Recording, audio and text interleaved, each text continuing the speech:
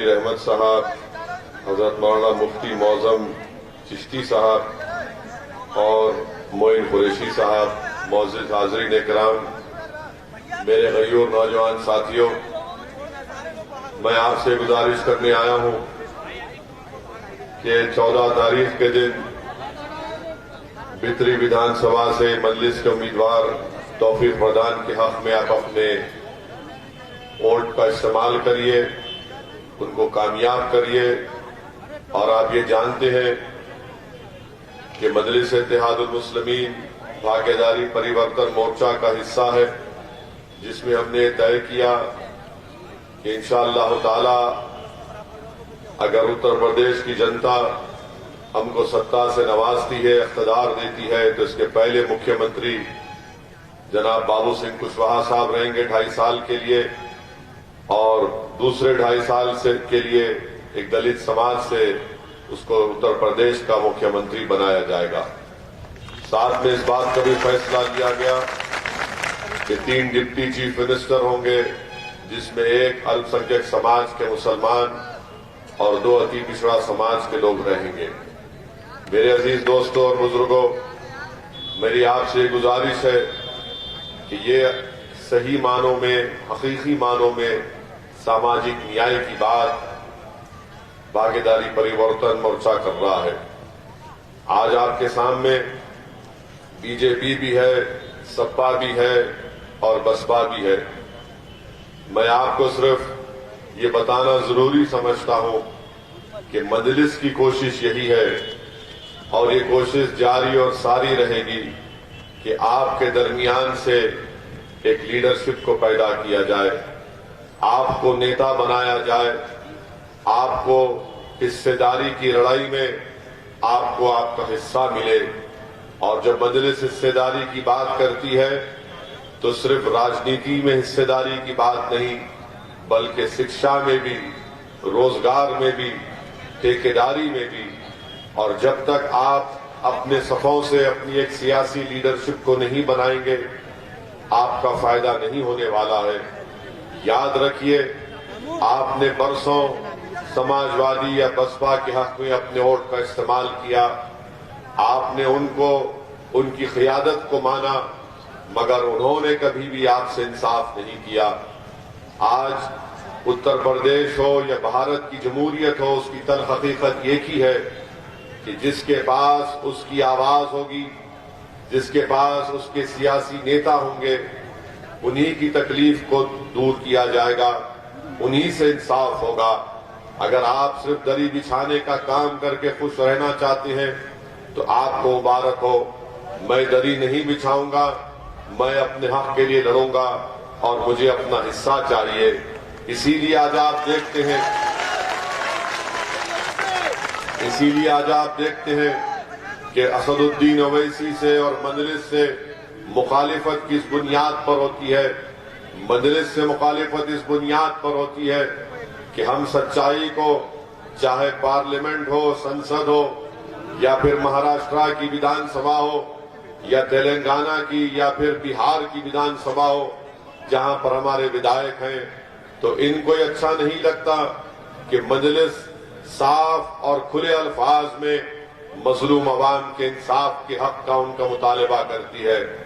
इसीलिए आज आप देखते हैं कि समाजवादी पार्टी हो या बसपा हो, आज ये परेशान है और ये कह रहे हैं कि मजलिस को रोकना है, और इल्जाम मजलिस पर लगाया जाता है कि मजलिस के लड़ने से बीजेपी को फायदा होता है।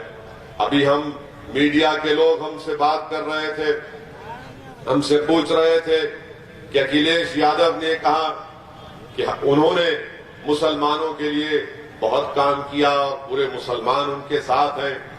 तो हमने मीडिया को कहा कि अखिलेश यादव ने यकीनन इतना बड़ा काम किया कि उन्हीं की एक सहयोगी पार्टी के लीडर ने मीडिया से कहा कि अखिलेश यादव ने अपने ही पार्टी के 45% मुस्लिम नेताओं का टिकट काट दिया।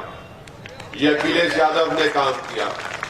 अखिलेश यादव ये समझते हैं कि मुस्लिम अल्पसंख्यक समाज उनकी पार्टी के लिए कैदी है और उनको छोड़कर कभी नहीं जाएगा।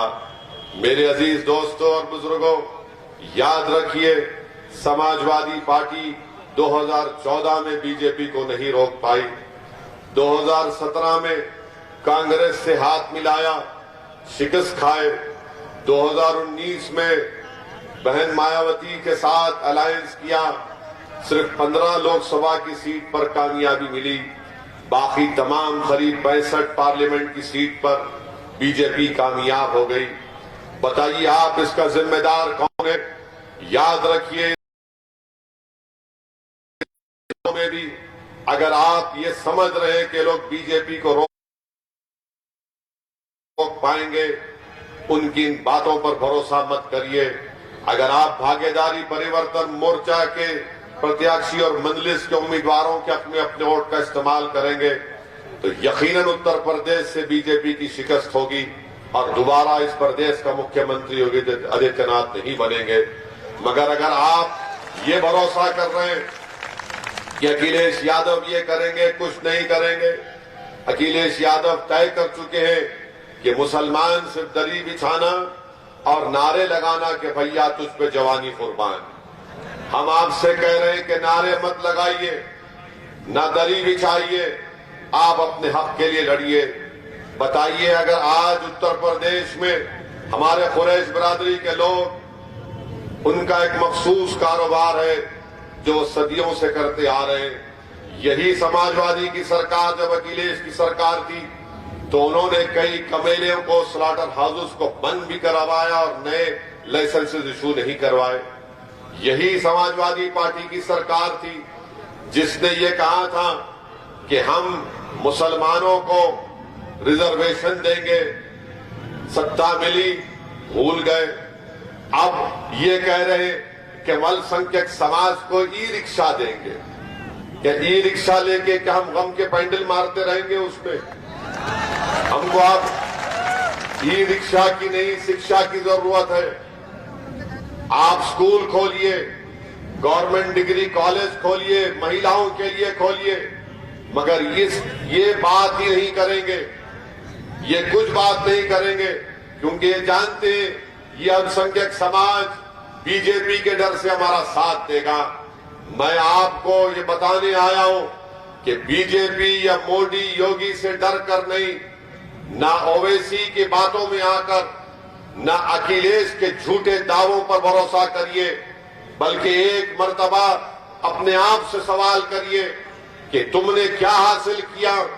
आपने बरसों इन लोगों का साथ किया, नाइंसाफी आपको मिली, फसादात मिले, मुजफ्फरनगर का फसाद मिला, बच्चों के लिए शिक्षा नहीं मिली, नौजवानों को रोजगार नहीं मिला, तो जेल की सलाखों में उनकी जवानी को सड़ा कर रख दिया गया। आप बताइए, कौन है आपकी आवाज को उठाने वाला? क्या समाजवादी पार्टी में कोई अल्पसंख्यक समाज का नेता तुमको नजर आता है? क्या बीएसपी में तुमको कोई अल्पसंख्यक समाज का नेता नजर आता है?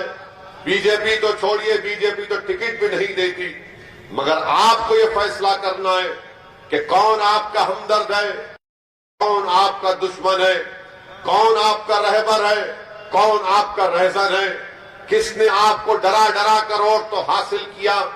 आपने खैरात के तौर पर झोली भर भर कर इनको तमाम पार्टियों को वोट दिया, मगर आपको क्या हासिल हुआ? आपको कुछ हासिल नहीं हुआ।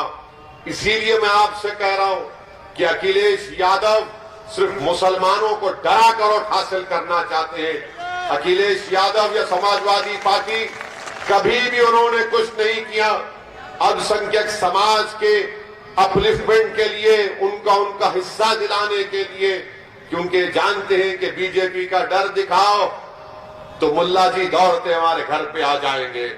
अखिलेश यादव, याद रखो, आपकी पार्टी अब बेदार होना जरूरी है आपको, क्योंकि अब जो नौजवान बेदार हो चुका है वो तुम्हारे डराने से नहीं डरेगा, वो सिर्फ अल्लाह से डरता है और उसको अपनी मंजिल नजर आ चुकी है।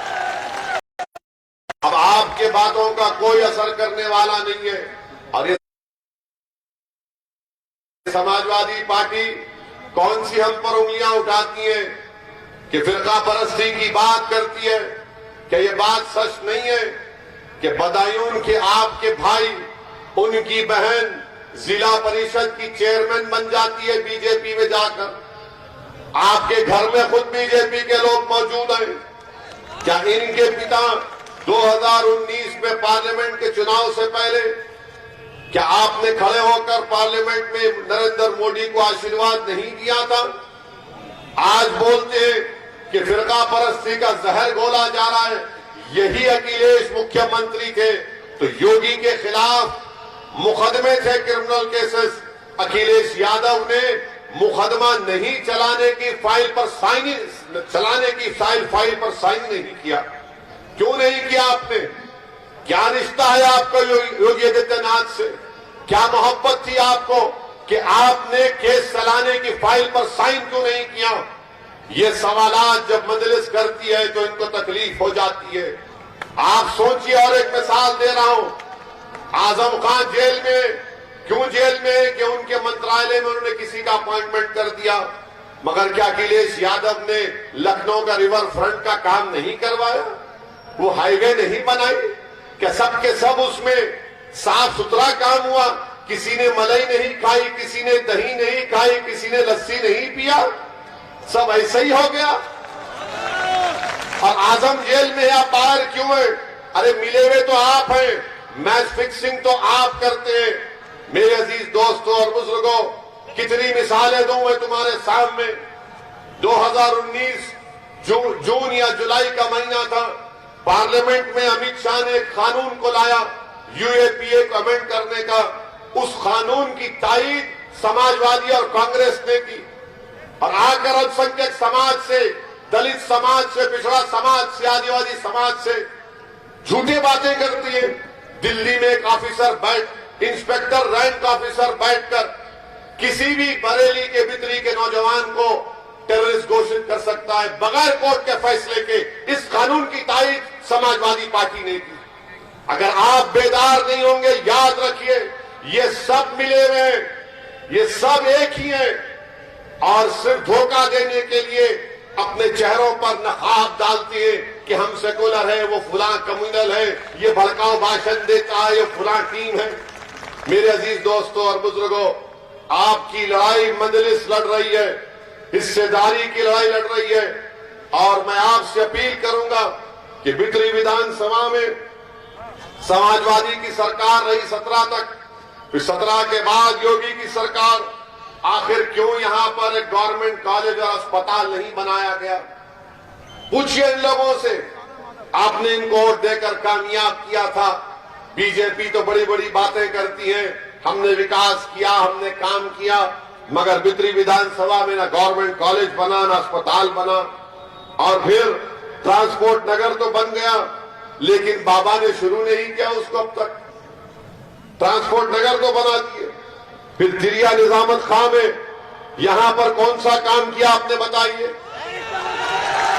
गर्ल्स कॉलेज नहीं है, कोई भी गवर्नमेंट कॉलेज नहीं है तिरिया निजामत खां में। मगर वहां पर बोलेंगे नहीं नहीं ओवैसी की बात में मत आओ वरना बीजेपी आ जाएगी। अरे क्या हमको तुम ये डरा रहे हो बीजेपी से? मेरे दोस्तों, मेरे बुजुर्गों, क्या देश में अगर बीजेपी तो ओवैसी की वजह से 300 एमपी बीजेपी के जीत गए। इसलिए जीते क्योंकि अखिलेश और बीएसपी में ताकत नहीं थी बीजेपी को रोकने के लिए। तुम्हारी निकम्मेपने से बीजेपी आई है, तुम्हारी नाहली की वजह से अखिलेश बीजेपी आई है। अगर कल भी आती है तो तुम उसके जिम्मेदार होगे। तुम्हारी नाहली, तुम्हारा निकम्मापन और तुम्हारा कोई मेहनत करने का जुस्तजू तुम्हारे पास नहीं है। तुमको पार्टी अपनी विरासत में मिली और इंशाअल्लाह ताला तुम उस विरासत को खत्म कर दोगे हमेशा के लिए, हम जानते हैं।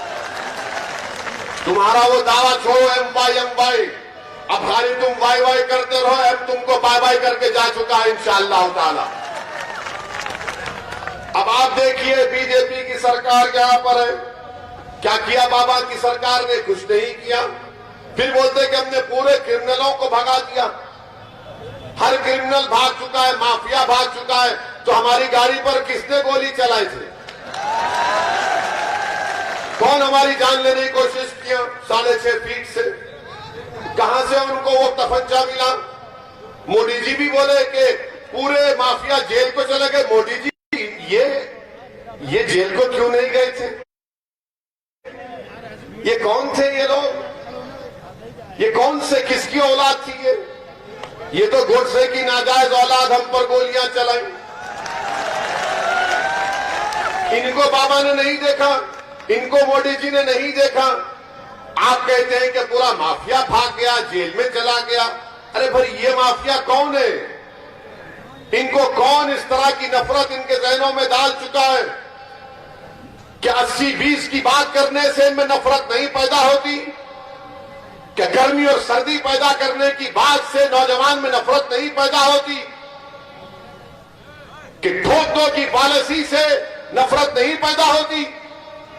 बताओ, तुम जिम्मेदार हो अगर रेडिकलाइजेशन हुआ है तो ये आदित्यनाथ। उत्तर प्रदेश की सरकार रेडिकलाइजेशन की जिम्मेदार है, जिसकी बिना पर लोग बुलेट पर भरोसा करते हैं, बैलेट पर नहीं करते हैं। इस पर कोई बात नहीं करेगा।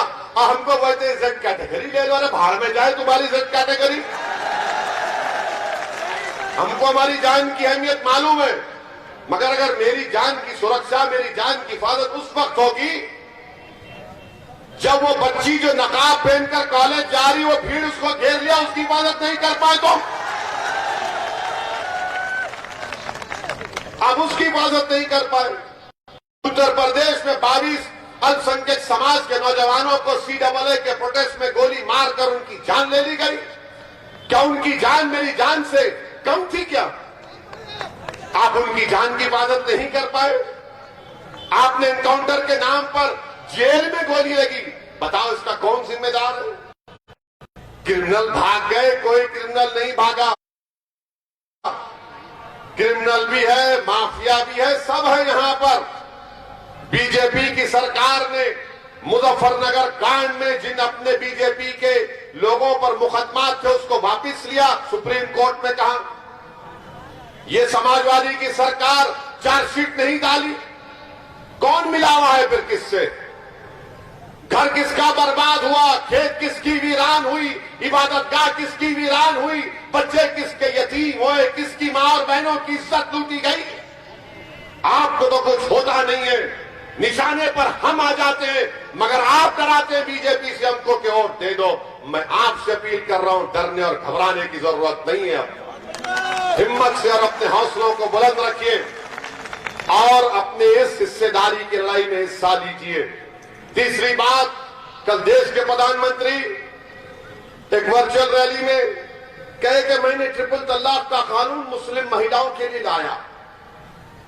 प्रधानमंत्री ये कह रहे हैं कि ट्रिपल तलाक का कानून देश के मुस्लिम महिलाओं के लिए लाया और कह रहे हैं कि आपको पसंद है कि कोई बच्ची घर को आ जाए। प्रधानमंत्री जी, आपका मुस्लिम महिलाओं से ये मोहब्बत का दावा फरेब है, झूठ है, झूठ है।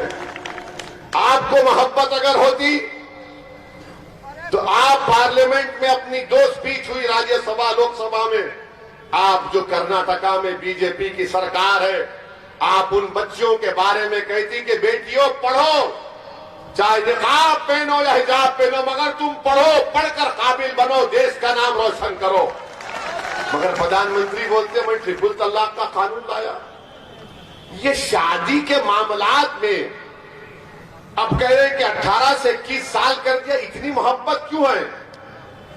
ये शादी के इंस्टीट्यूशन से बीजेपी पीछे क्यों बढ़ जाती है? ट्रिपल तलाक का कानून आप लाए, क्या कानून है मालूम आपको? वो कानून ये कहता है कि अगर कोई मर्द या शौहर जो बदमाश किस्म का होता है वही ट्रिपल तलाक देता, ट्रिपल तलाक दे देगा तो कानून मोदी जी का ये बोल रहा है कि शादी नहीं टूटती मगर केस बुक होगा और जेल को जाएगा। अब जेल को चला गया, कोर्ट ने उसको सजा दे दी 2 साल की, तो शादी नहीं टूटेगी। हमारी बहन 2 साल तक उस बेवकूफ का गधे का इंतजार करेगी। वो जेल से जब निकलेगा तो मोदी जी कह रहे हैं कि मेरी बहन तेरी शादी भी नहीं टूटी, और जब वो जेल से निकलेगा तो तू जेल के सामने चले जा, सीतापुर की जेल के सामने चले जा और बैंड बाजे के साथ जा, और जब तेरा वो निकम्मा गधा निकलेगा तो उसको गाने से इस्तकबाल करना कि बहाओ फूल बरसाओ मेरा महबूब आया। ये करें, ये कानून है। ठहरो, जिंदाबाद के मारने ये कानून बना दिया। 2 साल तक क्यों रुकेगी प्रधानमंत्री? वो क्यों रुकेगी? मगर प्रधानमंत्री के पास जवाब नहीं, मैंने कानून बना दिया। अरे अगर तुमको कानून बनाना था तो हमने तजवीज पेश की कि जब मुसलमानों में शादी होती है वो एक कॉन्ट्रैक्ट होता है, जन्म जन्म का साथ नहीं होता ना। हमारे लिए एक ही जिंदगी है, वो भी बहुत परेशानी से गुजार रहे हैं हमको मानो, हमको घर जाना है। लोग हमसे पूछते तुम इतना भड़काओ क्यों बोलते? हम बोलते हम घर में नहीं बोल सकते, भड़ास पब्लिक में आके निकालते हैं। ये पूछ लो जो शादीशुदा है, पूछ लो उनसे। असल बी टीम तो हम घर में बन जाते हैं। इन दीवानों को मालूम नहीं हम कहां की बी टीम है। अब आप बताइए कि ट्रिपल तलाक का कानून प्रधानमंत्री बना दिए, मुस्लिम महिलाओं को कुछ फायदा नहीं हो रहा, मगर प्रधानमंत्री को इज्जत मिलना ना, मैं कर दिया। भाइयों बहनों मित्रों, क्या हुआ? जो निकम्मा 3 बार ट्रिपल तलाक बोलता था उसको छोड़कर भाग रहा है, छोड़कर भाग रहा है। डिजर्शन कहते हैं उसको, छोड़कर भाग रहा है। देख लो आप। और फिर ये कानून में क्या है? वो हमारी बहन कोर्ट में जाकर उसको प्रूफ करना पड़ेगा कि इसने 3 मरतबा कहा। अब उसकी तारीख में कौन आएगा? वो निकम्मे का बाप आएगा, उसका ससुरा आएगा। कौन आएगा? जिंदगी बर्बाद कर दी मुस्लिम महिलाओं की एक गलत कानून बनाकर। मगर बोलते हैं मैं मदद कर रहा हूं। हमारे प्रधानमंत्री एक जुमला बोल देते आप उस कर्नाटका की बच्चियों के बारे में कि बच्चियों पढ़ो, चाहे निकाब पहनो या मत पहनो, मगर पढ़ो, देश को आगे बढ़ाओ, देश को ताकतवर बनाओ। मगर प्रधानमंत्री खामोश बैठे हैं। और प्रधानमंत्री के चेले और उनके तंजीम के लोग अचानक शाल पहन के आ जाते हैं। प्यारे, ये शाल की फैक्ट्री तुम्हारे पास अचानक कहां से खुल गई थी? मगर अगर तुम शाल पहन के आ रहे, एक बात समझ लीजिए आप, भारत के संविधान के तहत हर किसी को इजाजत है कि वो कुछ भी कपड़ा पहने और कुछ भी खा सकता है। सरकार नहीं बोल सकती मैं क्या खाऊंगा, क्या पहनूंगा। सुप्रीम कोर्ट का जजमेंट है पुट्टुस्वामी का। प्रधानमंत्री नहीं कह सकते कि ये कपड़ा पहनो या दाढ़ी कम करो या दाढ़ी बढ़ाओ या बाल कम करो या बाल मत कटाओ। ये मेरा फैसला है। और हिजाब, निकाब ये मुस्लिम महिलाओं के लिए कुरान की आयत है और ये हमारे दीन का, रिलीजन का एक एसेंशियल फीचर है और हम इस पर अमल करेंगे। अभी हमारे सामने एक बहन मीडिया की आई थी, उन्होंने आकर पूछा कि भाई ये क्यों बुर्का निकाब आप लोग पूछते? बोला मैडम मैं आपसे क्या कह रहा हूं, आप नहीं पहने तब भी मैं आपसे बात कर रहा हूं ना। मैंने तो ये नहीं कहा कि तुम बुखार हिजाब पहनकर मेरा इंटरव्यू लो। आप भाई आप नहीं पहनना है मत पहनिए, मगर जो पहन रहे आपको पेट में क्यों दर्द हो रहा है? आपके पेट में क्यों दर्द हो रहा है? देख, ये बीजेपी के पेट में क्यों दर्द हो रहा है? आपको दर्द हो रहा है आपको? क्या यमन की एक लड़की को नोबेल प्राइज नहीं मिला हिजाब पहनी हुई लड़की को? आपको उसकी फिक्र नहीं है। मगर मेरे अजीज दोस्तों और बुजुर्गों, इसीलिए मैं कह रहा हूं कि आपको अपनी एक सियासी ताकत को, क़ियादत को बनाना है उत्तर प्रदेश में, जो आपकी तकालीफ को, आपके मसाइल को उठा सके। बीजेपी को जरूर हराइए, मगर याद रखो तुमने समाजवादी बसपा को खैरात के तौर पर वोट तो दिया, उनके घर महलात में तब्दील हो गए, उनका परिवार आसमान की ऊंचाइयों पर चला गया। क्या तुमको नजर नहीं आता कि तुम उसी झोपड़ी में हो, उसी टूटे घर में हो, उसी किराए के घर में हो? उस परिवार को तुमने क्या क्या दे दिया जो गरीबी के एतबार से 30 साल पहले बराबर थे? तुम्हारे पास क्या है? तुमने क्या हासिल किया? तुमने कुछ हासिल नहीं किया। तुमको सिर्फ डराया गया कि देखो अगर ऐसा नहीं करोगे तो वो आ जाएगा, ये आ जाएगा। याद रखो, दुनिया में अगर आए हैं तो एक ही बार मरने आए हैं, कोई दो बार नहीं मरेगा। ये डर डर कर घुटन की जिंदगी नहीं गुजारो। एक बार अच्छा फैसला ले लो और अपनी पार्टी के हक में वोट दो, ताकि इन लोगों को मालूम हो जाए जो आपका एक्सप्लॉयटेशन कर रहे हैं, डरा कर वोट हासिल कर रहे हैं। मैं आपसे कह रहा हूं, उम्मीद के नाम पर वोट हासिल करो।